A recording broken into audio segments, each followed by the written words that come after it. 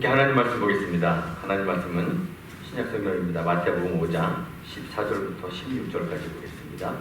마태복음 5장 14절부터 16절입니다.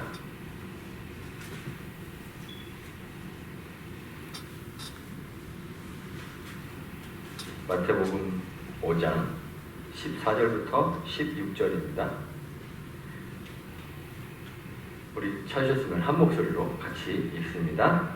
너희는 세상의 빛이라. 산 위에 있는 동네가 숨겨지지 못할 것이요 사람이 등불을 켜서 말 아래에 두지 아니하고 등경 위에 두나니 이러므로 집안 모든 사람에게 비치느니라.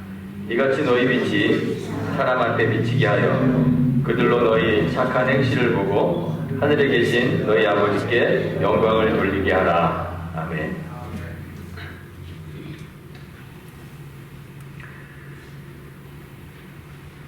작년 2022년 10월 부산 국제영화제에서 앤서니 심이라는 감독의 그 Rise Boy Sleeps라는 영화가 관객상을 수상했습니다.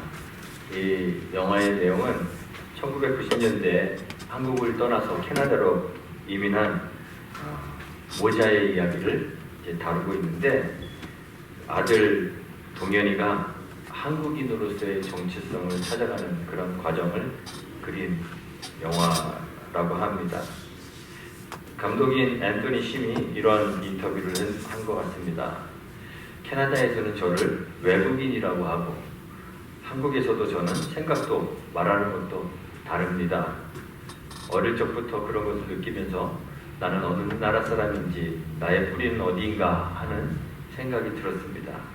그러면서 어릴 적에 경험했던 이민자에 대한 영화를 만들어 보고 싶었습니다. 이런 인터뷰를 했다고 합니다. 이런 정체성의 혼란을 겪고 있는 경우가 상당히 많습니다. 특히 이민자의 삶을 살아가는 우리들은, 특히 우리들의 자녀들이 한국인으로서 미국인으로서 그 사이에서 정체성의 혼란을 느끼는 그런 경우들이 참 많이 있습니다.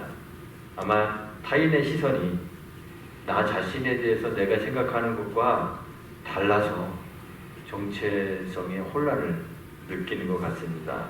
그런데 또 어떤 경우에는 우리 스스로가 우리 자신의 정체에 걸맞는 역할과 기능을 바르게 수행하지 못하는 데서 오는 정체성의 혼란도 있습니다.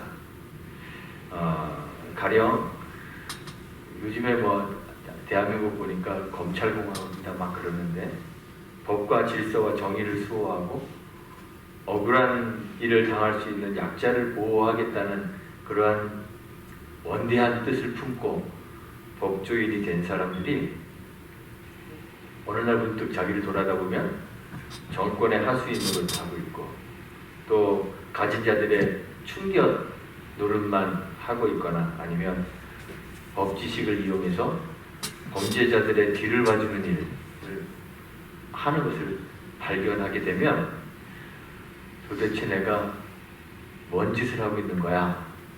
과연 나는 누구인가? 라는 혼란에 빠질 수도 있을 것 같아요.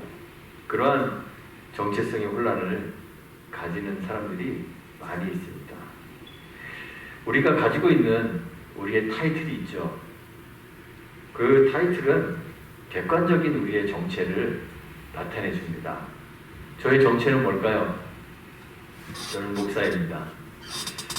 목사가 되기 위해서 필요한 조건들을 충족시켜서 공인된 기관에서 목사라는 타이틀을 인정받았습니다. 대학을 졸업하고 교단에서 요구하는 신학대학원에서 졸업에 필요한 학점들을 다 이수하고 우수한 성적으로 학위를 받았습니다. 교단에서 주관하는 강도사 고시를 치렀습니다. 신학대학원 들어가기 전에 먼저 목사 후보생 고시를 치렀습니다. 합격을 하고 신학교에 들어가서 우수한 성적으로 졸업을 하고 학위를 받고, 또 교단에서 주관하는 강교사 고시를 치러서 합격을 했습니다. 일정 기간 동안 1년 이상 강도사로서의 기간을 거쳤습니다. 그리고 노회에서 실시하는 목사고시를 또 치렀습니다. 합격해서 대한예수교 장로회라는 공인된 기관에서 인정하는 목사의 자격을 얻었습니다. 그리고 대한예수교 장로회 합동측 강원노회에서 목사 안수를 받아서 목사가 되었습니다. 이후에 미주 한인예수교 장로회 중부노회에 소속된 주춧돌교회에서 청등을 받아서 중부노회 위임을 받아 주춧돌교회 지금의 온유한교회 담임하는 담임 목사가 되었습니다. 이것이 저의 객관적인 정체입니다. 이 정체를 가지기 위해 필요한 조건들을 하나하나 충족시켜서 제가 지금 목사라는 온유한교회 담임 목사라는 정체를 가지게 되었습니다. 그런데 가끔 저도 정체성에 혼란을 느낄 때가 있습니다. 목사, 왜 목사일까요? 목사는 성경적으로 이야기하면 교사입니다. 맡겨진 지교회의 교사로서 하나님의 말씀을 연구하고 묵상하고 그래서 성도들에게 가르치는 역할을 하는 사람이 목사입니다. 말로도 가르치고 글로도 가르치고 또 삶으로도 행동으로도 본을 보여서 하나님 말씀 안에서 사는 삶이 이러한 것이다 라는 예시를 보여주어야 하는, 예시가 되어야 하는 사람이 목사입니다. 이렇게 말로, 글로, 삶으로, 행동으로 가르치기 위해서 더 많이, 더 깊이, 더 정확히 가르칠 수 있도록 하나님의 말씀을 더 많이 읽고 더 많이 묵상하고 더 많이 연구해야 되는 사람이 목사입니다. 그래서 제가 가끔 내가 뭘 하고 있나 정체성에 혼란을 느낄 때가 있습니다. 삶으로 그리스도인의 삶을 보여주지 못할 때 나 스스로뿐만 아니라 저를 바라보는 다른 사람들도 저 사람 뭐야? 이렇게 묻게 되지 않겠습니까? 이런 정체성에 대한 물음이 목사뿐 아니라 교회의 모든 직분자들, 장로님, 권사님, 집사님들에게도 해당되는 것입니다. 객관적인 타이틀로서의 정체에 대한 물음은 아닙니다. 우리는 다 객관적인 타이틀을 다 가지고 있습니다. 그런데 그것이 정말 내가 누구인가를 사실 보여주지 못할 때가 많이 있습니다. 실제적이고 주관적인 정체에 대한 물음이 항상 우리에게 들려집니다. 예수님은 주님을 따르는 사람들을 향해서 너희는 세상의 빛이다 라고 말씀하셨습니다. 주님이 우리에게 너희는 세상의 빛이 되어라 라고 명령형으로 말씀하지 않으시고 너희는 세상의 빛이다 라고 서술형으로 말씀하셨습니다. 왜 주님은 우리에게 명령형으로 말씀하지 않으시고 서술형으로 말씀하셨을까요? 그 이유는 빛이라는 것이 우리의 정체이기 때문에 그렇습니다. 우리는 주님의 말씀에 의해서 빛이라는 정체를 가지게 되었습니다. 너희는 무엇이냐? 물어본다면 우리는 빛입니다 라는 객관적인 정체, 타이틀을 얻게 되는 거예요. 예수를 믿고 그리스도의 사람이 된 후에 빛이 되기 위해서 따로 뭘 더 노력하지 않으셔도 괜찮다는 이야기입니다. 그리스도의 사람이 되는 것, 그것이 바로 빛이 되는 것입니다. 주님의 부르심은 우리의 신분을 즉각적으로 변화시킵니다. 세상과 세상에 속해 하는 모든 것들은 본래 어둠입니다. 제가 세상에 들어오고 난 후에 세상은 전적으로 타락했습니다. 제가 성경 공부 시간에 몇 번 말씀드린 칼빈주의 5대 교리 안에 첫 번째가 전적 타락입니다. 세상은 전적으로 타락했습니다. 세상이 모두 죄로 오염되어져 있어서 오염되지 않은 부분이 단 한 군데도 없는, 그래서 스스로의 능력으로는 깨끗하게 될 가능성이 눈꼽만치도 없는 전적 타락의 상태가 바로 세상입니다. 죄가 세상에 들어오고 또 죄로 말미암아 사망이 들어오게 되었습니다. 모든 것이 다 사망의 영향력 아래 놓여지게 된 거죠. 이 세계 안에는 생명의 빛이라고는 조금도 남아있지 않은 죽음의 흑암이 들어진 그런 세상이 되고 말았습니다. 그 속에 살고 있었던 우리도 다 흑암이었습니다. 어둠이었습니다. 이런 흑암에 비친 빛이 바로 예수 그리스도이십니다. 이사야 선지자가 흑암에 앉은 백성이 큰 빛을 보았고 사망의 땅과 그들의 앉은 자들에게 빛이 비쳤다, 이렇게 예언했죠. 마태가 이 이사야의 예언을 인용했습니다. 그 예언한 그 빛이 바로 예수 그리스도이십니다. 그런데 요한복음에 보면 안타깝게도 빛이 세상에 비추었지만 어둠은 깨닫지 못했다 그랬습니다. 세상이 예수님을 빛으로 깨닫지 못했습니다. 세상이 그를 알지 못했고 그를 영접하지도 않았습니다. 그런데 오직 영접하는 자고 그 이름을 믿는 자들은 하나님의 자녀가 되는 권세를 얻게 되었다 그랬습니다. 예수를 믿고 영접한다는 것은 곧 하나님의 자녀, 빛의 자녀가 되는 것이라고 했습니다. 그래서 모든 신자는 빛이라는 정체성을 가지게 되는 것입니다. 빛 대신 그 주님 안으로 우리가 들어가서 우리가 주님 안에 거하고 주님의 말씀을 우리 안에 거함으로 우리도 그리스도인이 되는 순간 빛이라는 정체성을 가지는 것입니다. 그런데 우리가 비친 것과 이 빛을 세상에 비추는 것은 별개의 것입니다. 빛이란 본래 감추어지는 특성을 가지고 있을까요? 아니, 빛은 원래 감추어지지 않는 특성을 가지고 있습니다. 그래서 오늘 우리가 읽은 마태복음 5장에서 주님이 산 위에 있는 동네가 숨겨지지 못한다 그랬습니다. 주님이 우리를 세상에 빛이라고 했으니 우리는 어둠인 세상에 그리스도의 빛을 비추고 있어야 하는 것이 당연합니다. 감추어지지 않는 빛으로 세상에 존재하셔야 되는 것이 당연합니다. 산 위에 있는 동네라 할지라도 빛이 있다면 숨겨지지 못할 것이라고 했으니 우리 그리스도의 사람으로 세상에 존재하고 있는 우리 때문에 세상이 우리를 훤히 쳐다보고 있어야 된다는 거예요. 세상이 밝히 우리를 보고 있어야 한다는 말입니다.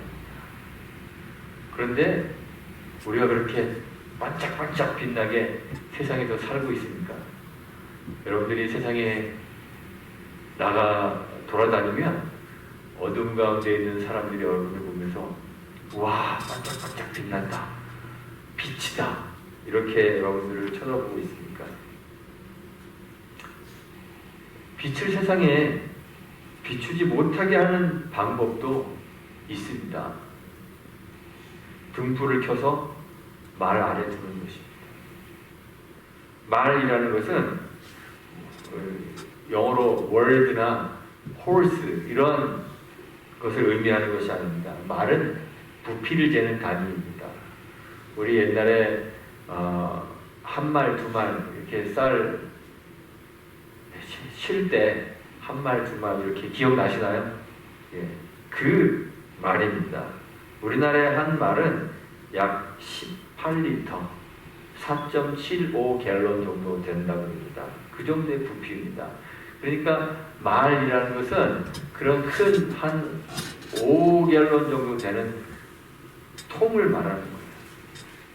헬라어 성경에서는 모디온이라는 단어가 사용되었는데 이 모디온이라는 단어도 역시 부피를 나타내는 단어입니다. 근데 말보다는 좀 작아요. 8.8리터 정도, 2.3갤런 정도 되는 그러한 항아리나 바구니 이런 것들을, 바스킷 같은 것들을 모디온이라고 그렇게 부릅니다. 그러니까 등불을 켜서 말 아래 둔다는 것은 그릇 안에 집어넣거나 아니면 그릇을 덮어 씌워놓는다는 그런 이야기입니다. 등불을 켜는 이유는 뭘까요? 등불을 존재하는 이유는 무엇일까요? 어둠을 몰아내고 빛을 비추는 것입니다. 그런데 큰 부피를 가진 항아리나 바구니 아래에 이 등불을 둔다면 등불이 보이겠습니까? 등불을 켜서 바구니 안에, 말통 안에 집어넣는다면 등불을 켤 이유가 전혀 없는 것이에요. 빛을 비추어 어둠을 밝히기 위해서 등불을 켜놓고는 그 등불을 말 안에, 항아리 안에 넣어둘 사람이 과연 있겠습니까? 등불은 켜서 등경 위에 두는 것입니다. 램프 스탠드 위에 둬야 하는 것입니다. 모든 사람들이 다 그렇게 합니다. 그래서 예수님이 말씀하시죠. 등불을 켜서 등경 위에 둔다. 등불을 켜서 말 아래 두지 않는다. 모든 사람이 다 그렇게 한다는 거예요. 세상의 빛으로서의 정체를 가진 그리스도의 사람들도 마찬가지입니다. 어둠을 밝히기 위해서 켜진 등불인 그리스도의 사람들은 그 삶이 어디에 있어야 될까요? 램프 스탠드 위에, 등경 위에 있어야 됩니다. 그리스도의 사람들이 자신을 말 아래, 바구니 속에 자신을 감추고 있다면 그리스도의 사람으로서의 존재의 이유를 상실하는 거예요. 자기의 정체를 상실하는 것입니다. 정체성을 상실해버리는 거죠. 그리스도인의 그 신자로서의 삶, 빛으로서의 정체가 그의 선한 행실을 통해 사람들에게 밝히 보여져야만 한다는 것입니다. 그것이 주님이 우리를 빛으로 부르셔서 우리를 이 세상에 남겨둔 이유라는 것입니다. 그런데 오늘날의 그리스도인 우리는 스텔스 크리스찬이 되어버렸어요. 그리스도인은 본래 두드러져 보이는 존재입니다. 어둠 가운데 세상이 어둠이기 때문에 우리가 작은 빛이라도 비치기만 하면 두드러지게 보여져야 되는 거예요. 반딧불이 얼마나 작은지 아시죠? 조그만 반딧불도 깜깜한 밤에 이렇게 날아가면 반딧불이 날아가는 것이 훤히 보이잖아요. 우리는 원래 두드러져 보여야 하는 존재, 어둠을 밝히는 빛이기 때문에 안 보려고 해도 안 볼래 안 볼 수 없는 그런 존재가 바로 우리 크리스찬들입니다. 단 한 명만 세상에 존재한다 하더라도 그리스도인이 그 사람이 사람들의 눈에 훤하게 보여야 돼요. 그런데 적의 레이더를 교란해서 적의 눈에 띄지 않게 움직이는 이 스텔스 에어크래프트처럼 오늘날의 신자들은 세상 속에 존재하면서도 세상이 그 존재를 알아채지 못하도록 잘 숨어 있습니다. 물론 교인으로서의 객관적 타이틀을 다들 가지고 있습니다. 명찰을 다 달고 다니죠. 교인. 명찰로는 잘 구별되지만 명찰만 떼어내버리면 세상 사람들과 전혀 구별할 수 없는 사람으로 세상 속에 숨어 살아가고 있습니다. 썬데이에 교회 가고 밥 먹을 때 기도하는 것 같은 종교적 행위, 그런 건 다 명찰이에요. 그걸 떼어내고 나면 과연 우리는 무엇으로 우리 자신을 세상에 있는 다른 사람들과 구별할 수 있겠습니까? 우리가 하고 있는 종교적 행위, 이렇게 썬데이가 되면 거룩한 것처럼 넥타이 매고 설교하는 이런 종교적 행위, 주일날 아침에 예쁘게 차려입고 교회 나오시는 이러한 종교적 행위, 다른 사람들이 눈치챌 수 있도록 기도하고 막 이렇게 하는 종교적 행위, 이런 외적인 종교적 행위라는 명찰을 다 떼어내고 나면 순수하게 여러분들의 삶만 가지고 다른 사람들에게 여러분을 빛이라고 그렇게 드러낼 수 있겠습니까? 세상에 대한 염려, 세상의 것들에 대한 욕망, 내일에 대한 두려움, 손해와 희생은 조금도 감수하고 싶지 않은 욕심, 자기 자신을 사랑하는 자기의 이런 세상을 닮은 것들이, 그런 세상을 닮은 삶의 자세가 등불을 감추는 말, 항아리가 되어서 우리의 정체를 감추어버립니다. 다른 삶으로 우리를 드러내야 하는데 우리의 빛을 세상과 닮은 똑같은 그러한 삶의 자세, 삶의 방식으로 가리는 거예요. 착한 행실로 하늘에 계신 너희 아버지께 영광을 돌리게 하라 그랬습니다. 착한 행실이라는 것이 뭘까요? 하루에 한 가지씩 선행 쌓으라는 이야기는 아닙니다. 물론 그렇게 하면 더 좋겠죠. 선이라는 것은 오직 하나님과의 관계에서만 있을 수 있는 것입니다. 세상에 선한 것이 있습니까? 어느 날 한 율법사가 예수님을 찾아왔습니다. 선한 선생이여, 우리가 무엇을 하여야 영생을 얻겠습니까? 물었습니다.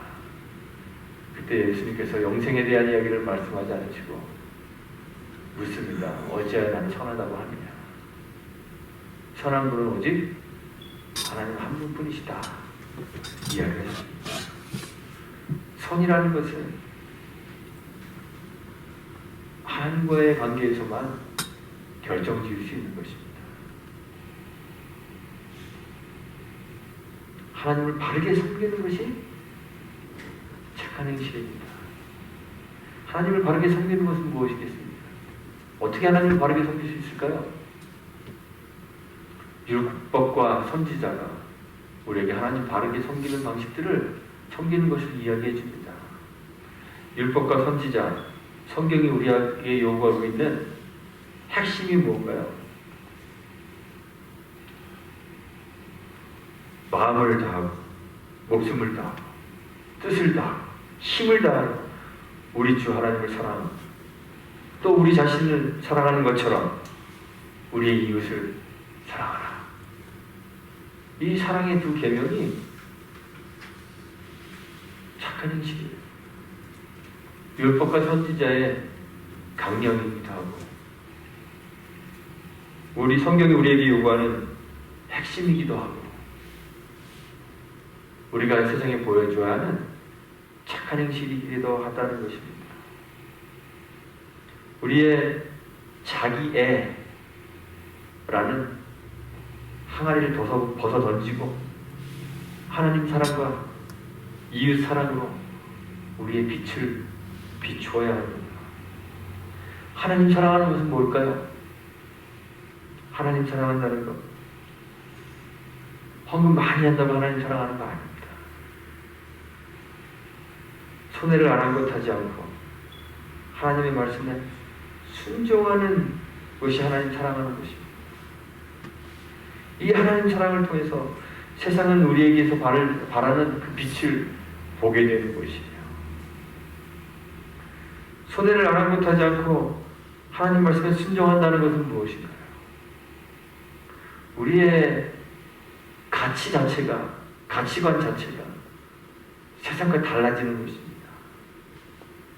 세상이 좋아하는 것들, 거기에 우리의 가치를 두지 않는 것이. 세상은 무시하는 것, 눈에 보이지 않는 것, 손으로 잡고 만질 수 없는, 마치 상상 속에서만 존재하는 것 같은 그 하나님 나라를 사모하는 것. 그래서 그 하나님 나라를 사모하기 때문에 손해를 아랑곳하지 않는다는 것은 세상이 세상 사람들이 좋아하는 것들을 바울처럼 무가치한 것으로 배설물로 여기는 것이죠. 자기를 희생하고 이웃의 이익을 도모하는 이 헌신적 이웃 사랑을 통해서 세상이 우리를 그리스도의 사랑으로 확인하게 되는 것입니다. 성경책 끼고 주일날 아침에 교회 가는 것으로는 세상 사람들에게 여러분들을 그리스도의 사랑으로 빛으로 확인시켜 줄 수 없습니다. 우리의 이웃에게 자기애를 버리고 자기 희생하여 이웃의 이익을 도모하는 그 헌신적 사랑을 베풀 때 세상이 우리를 그리스도의 사랑으로 확인하는 것입니다. 하늘의 영원한 것을 얻기 위하여 세상의 것들에 집착하지 않고 연연하지 않는 그 의연함, 세상 사람들이 정말 좋아하는 것, 좋아하는 정말 좋은 것, 배설물처럼 여기는 절제된 삶, 그러한 것들이 우리를 세상에서 두드러지게 만드는 거예요. 우리가 세상의 것으로 세상을 살지 않고 하나님을 의지하여 살고 있음을, 그렇게 사는 것이 우리에게 참 행복과 기쁨을 가져다 주는 것임을 세상이 알 수 있도록 그렇게 사는 것이 착한 행실이 되는 것입니다. 그런 우리의 삶을 세상 사람들이 바라볼 때 하늘에 계신 우리 아버지께 영광을 돌리게 되는 것입니다. 교회 성장이 멈추고 하락의 길을 걷게 되었습니다. 우리 교회뿐만 아니라 세상의 모든 교회들이 거의 대부분 대동소이한 것 같아요. 더 이상 새로운 신자들이 교회를 찾지 않습니다. 오히려 기존의 신자들이 교회를 빠져나가고 있습니다. 왜 그럴까요? 등불인 우리가 등경 위에 우리 자신을 올려놓지 못하고 항아리를 뒤집어 쓰고 있기 때문에 그렇습니다. 사람들이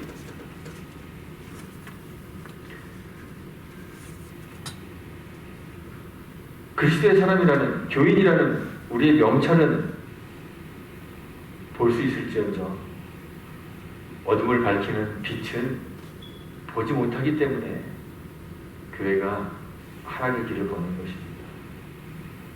교회 안에 있으나 교회 밖에 있으나 별로 차이가 없기 때문에 사람들이 그럴 바에야 뭐하러 교회를 가? 그냥 세상이 있지 라며 세상에 있는 것을 선택해버렸기 때문에 그렇습니다. 우리의 빛을 가로막고 있는, 감추고 있는 이 항아리를 벗어던져야 합니다. 우리의 빛을 가리는 세상과 닮은 우리의 모습을 벗어버려야 합니다. 자기 자신을 지독히 사랑하는 자기의 세상의 것들에 대한 욕심, 소유욕, 이런 항아리 깨뜨려버리고 마음을 다하고 목숨을 다하고 뜻을 다하고 힘을 다하여 하나님 사랑하는 것, 자신을 사랑하는 것처럼 이웃을 사랑하는 것, 이 사랑으로 우리 자신을 등경 위에 올려놓아야 하는 것입니다. 희생과 헌신의 삶으로 하나님과 이웃을 사랑할 때 그것이 우리의 착한 행실이 되어 세상으로 하여금 우리를 통해 빛을 보게 하는 것입니다. 우리를 빛으로 만드신 우리 하늘 아버지께 영광을 돌리게 하는 것입니다. 우리는 빛입니다. 여러분도 다 빛입니다. 우리의 정체성을 바르게 깨닫고 이제 정체성의 혼란으로 우왕좌왕하는 것 끝내야 됩니다. 우리의 정체성을 여러분들이 다 바르게 깨닫고 당연히 말로 복음을 전해야 하겠지만 동시에 착한 행실로 복음을 전도하는 저와 여러분들이 되셨으면 좋겠습니다. 오늘 한 해 우리의 표어가 우리는 빛입니다 라는 것입니다. 빛이라는 것은 그냥 말로 주장하자는 이야기가 아니라 우리가 빛이라는 것을 우리의 삶으로 보여주자는 것입니다. 오늘 한 해 지겹게 우리는 빛입니다 외칠 텐데 이 우리는 빛입니다 라는 이 구호를 외치면서 우리의 삶을 가리고 있는 그 항아리들을 다 하나하나 깨뜨려 나갔으면 좋겠습니다. 그래서 맨 마지막 날 제가 우리는 빛입니까? 이거 12월 마지막 주 설교인데 우리는 빛이었습니까? 마지막 주 설교인데 그때 예, 우리는 빛입니다. 자신 있게 대답할 수 있는 저와 여러분들이 되시기를 주님의 이름으로 축원하고 부탁드리겠습니다. 기도하겠습니다. 하나님 감사합니다. 세상은 칠흑 같은 어둠인데 우리는 그 가운데서 주님의 나라로 부르셔서 빛으로 살게 하시니 감사합니다. 육신이 연약하여 여전히 세상을 좋아하고 세상을 닮아 말 아래 놓인 등불처럼 살고 있는 우리들 용서하여 주시고 등경 위에 올려진 등불 되게 하옵소서. 결단하여 우리의 빛을 가리고 있는 항아리들을 깨뜨려 버릴 수 있도록 도와주시고 온 마음을 다하고 목숨을 다하고 뜻을 다하고 힘을 다하여 하나님과 이웃을 사랑하며 우리의 빛을 사람 앞에 비치게 하옵소서. 우리의 착한 행실을 통해 세상이 하나님의 거룩하심과 위대하심을 알 수 있도록 우리와 함께 해주시기를 간절히 바랍니다. 예수님의 이름으로 기도합니다. 아멘.